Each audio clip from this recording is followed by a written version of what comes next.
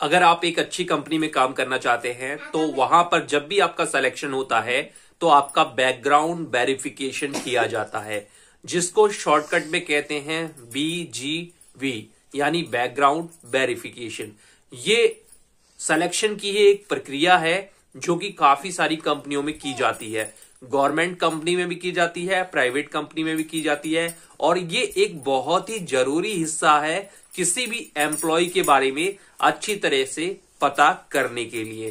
तो इसमें क्या क्या चीजें चेक की जाती हैं और किस तरह से रिपोर्टिंग की जाती है और ये कितने दिनों में पूरी होती है, इसको जानेंगे इस वीडियो में। चलिए दोस्तों, वीडियो को स्टार्ट करते हैं।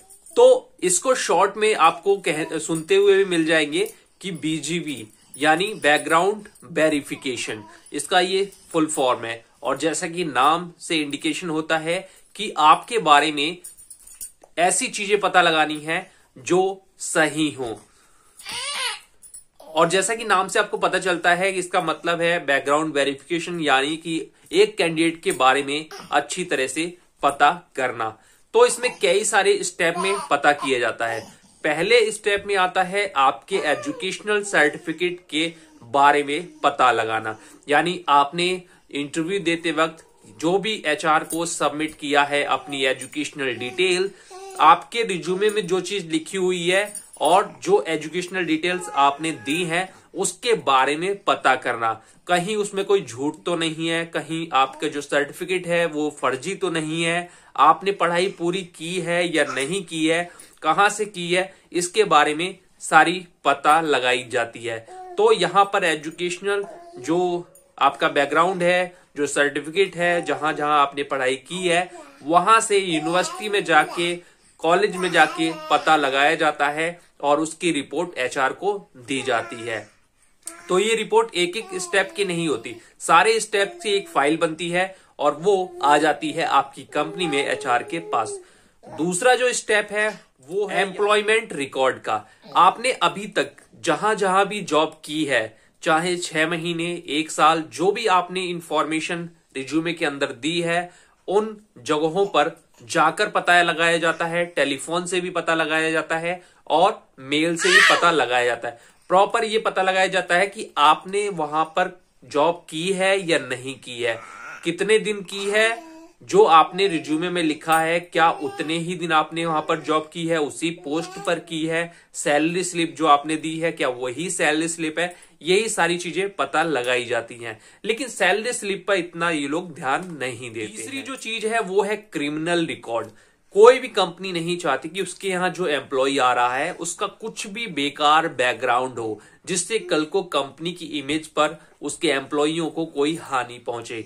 तो क्रिमिनल रिकॉर्ड भी चेक किया जाता है। जहां जहां आपने काम किया हुआ है वहां पर पता लगाया जाता है कि आपका कैरेक्टर क्या है, वहां पर कोई क्रिमिनल केस तो नहीं हुआ, या आपके एजुकेशनल में, यानी एजुकेशन जहां जहां से की है वहां पर कोई क्रिमिनल केस तो नहीं है, या आप जहां के रहने वाले हैं, करंट में जहां रह रहे हैं, वहां तो आपके नाम से कोई भी केस रजिस्टर्ड नहीं है। ये लोग पता लगा लेते हैं। चौथी जो चीज है वो है एड्रेस वेरिफिकेशन। आपका नेटिव प्लेस क्या है, आप करंट में कहां रहते हैं, आप कहां कहां रहे हैं, ये सारी चीजें ये लोग पता लगा लेते हैं। अब आप कहेंगे कैसे लगा लेते हैं?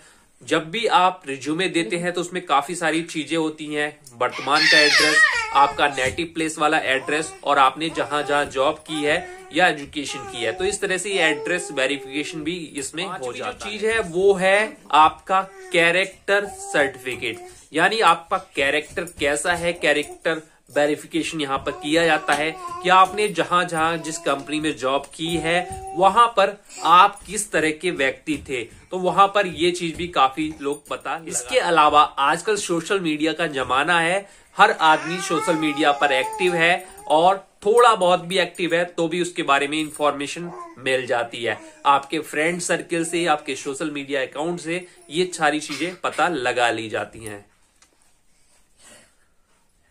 ये जब सारी चीजें पता लगाते हैं तो इसकी एक रिपोर्ट बन जाती है और वो आपकी कंपनी के HR के पास चली जाती है। बहुत सारी कंपनी सारी चीजों पर ध्यान नहीं देती, वो कहती है केवल आप एजुकेशनल सर्टिफिकेट के बारे में पता लगाइए और जो एम्प्लॉयमेंट रिकॉर्ड है उसके बारे में पता लगाइए, क्रिमिनल केस तो नहीं है उसके बारे में पता लगाइए। बहुत सारी कंपनी ये 3 चीज चाहती है, बहुत सारी कंपनी 4-5 चीजें चाहती है, और कई सारी कंपनी होती है जहां पर आपको गाड़ी मिलती है कंपनी की तरफ से या आपको ड्राइविंग करनी रहती है, तो वो आपके ड्राइविंग लाइसेंस या किस तरह के आपके पास लाइसेंस है उसके बारे में भी पता लगाती है बाकायदा डिपार्टमेंट में जाके, जहां से भी आपको लाइसेंस इशू हुआ है।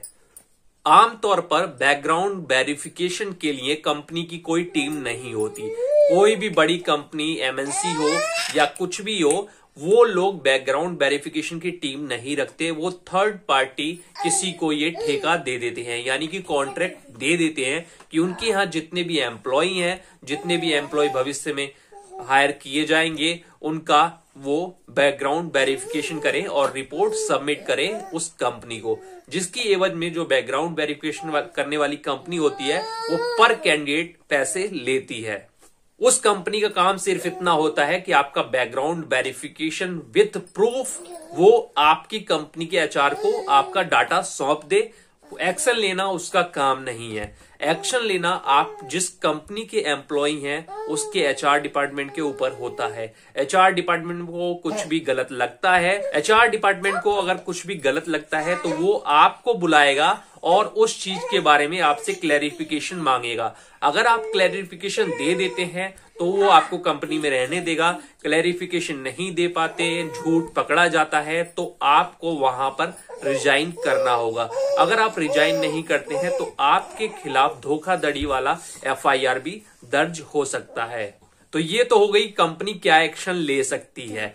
लेकिन अगर बैकग्राउंड वेरिफिकेशन में कुछ चीज गलत भी निकल जाती है, लेकिन अगर आप एचआर को, कंपनी को सेटिस्फाई कर देते हैं अपने आंसर से कि आपने ये झूठ क्यों बोला या इस तरह की जो रिपोर्ट आई है इस पर आपका क्या कहना है, तो वो लोग मान जाते हैं और आपकी गलती माफ कर देते हैं और आपको सिस्टम में बने रहने देते हैं। और इसका जो पूरी जो आपसे बातचीत होती है एचआर की और आपकी, ये कंपनी में किसी को भी डिस्क्लोज नहीं की जाती कि आपके बीच में ऐसी कोई बात चल रही है। तो ये तो बात हो गई कि बैकग्राउंड वेरिफिकेशन कैसे होती है और फिर क्या होता है। अब बात करते हैं कि जो बैकग्राउंड वेरिफिकेशन वाली कंपनी होती है वो कितना समय लेती है। अगर कंपनी केवल 3 चीज पूछती है, एजुकेशनल, एम्प्लॉयमेंट और कैरेक्टर यानी एड्रेस प्रूफ, तो कम समय लगता है। कंपनी जितने ज्यादा टारगेट दे देती है समय उतना ही ज्यादा लगता है। नॉर्मली बैकग्राउंड वेरिफिकेशन एक अच्छी कंपनी के द्वारा एक अच्छी कंपनी के लिए किया जाता है तो कम से कम 2 से 2.5 महीने में पूरी रिपोर्ट तैयार होती है एक एम्प्लॉय की। और तो इसीलिए बोला जाता है कि 2 से 3 महीने बैकग्राउंड वेरिफिकेशन में लग जाते हैं। अब बैकग्राउंड वेरिफिकेशन के बाद जॉब नहीं होती। कंपनी क्या करती है, कंपनी आपको जॉब दे देती है, आपकी ड्यूटी चालू हो जाती है, आपकी सैलरी सभी कुछ चालू हो जाती है और बैकग्राउंड वेरिफिकेशन बैकग्राउंड में चलता रहता है। 3 महीने में जब रिपोर्ट आती है तो कंपनी आपसे रिजाइन के लिए भी कह सकती है अगर आपको उसको कैंडिडेट पसंद नहीं है या कैंडिडेट ने कहीं भी झूठ बोला है, या आप उनको सेटिस्फाई कर देते हैं तो वो आपको सिस्टम में रहने देती हैं। इस तरीके से बैकग्राउंड वेरिफिकेशन पूरी हो जाती है। अधिकतर छोटी मोटी या मिडिल लेवल की जो कंपनी है वो बैकग्राउंड वेरिफिकेशन नहीं करवाती थर्ड पार्टी किसी भी कंपनी से। वो खुद ही अपनी एचआर टीम के लोग फोन करके पता करते हैं, क्योंकि बैकग्राउंड वेरिफिकेशन कराना बहुत ही महंगा पड़ता है। एक एम्प्लॉय के बैकग्राउंड वेरिफिकेशन पे 50,000 रुपए से लेके 1 लाख रुपए तक का खर्चा आ जाता है अच्छी कंपनियों में। अगर नॉर्मल खर्चा माना जाए तो कम से कम भी अगर बैकग्राउंड वेरिफिकेशन करने वाली कंपनी सस्ते में भी करती है तो 30,000 से 50,000 का एक पर्सन पे खर्चा आता है, जो कि जो कंपनी उस एम्प्लॉय को रखती है उसको बैकग्राउंड वेरिफिकेशन करने वाली कंपनी को देना पड़ता है। इसीलिए ये एक महंगी चीज है और बड़ी कंपनियां ही ऐसा करती हैं। यही कारण है कि बड़ी कंपनी ऑन रोल एम्प्लॉय जल्दी नहीं लेना चाहती। वो जितने भी अपने नीचे लेवल का काम होती है वो थर्ड पार्टी कंपनियों से कराती हैं, जिससे उनकी सैलरी भी बचती है, उनका पीएफ भी बचता है और उनकी जो फैसिलिटी वो एम्प्लॉय को देते हैं वो भी बचता है, और साथ ही साथ वो एम्प्लॉय को कभी भी निकाल सकते हैं। बैकग्राउंड वेरिफिकेशन का पैसा बच जाता है, बहुत सारी उनकी कॉस्टिंग बचती है। इसीलिए वो जो फ्रंट लाइन होती है उसको थर्ड पार्टी रखती है, और इंडिया में इसका बहुत ही ज्यादा जोर शोर से चलन है कि थर्ड पार्टी वर्कर एम्प्लॉय रख के बड़ी बड़ी कंपनी ऐसे काम कराती है और अपना पैसा बचाती है।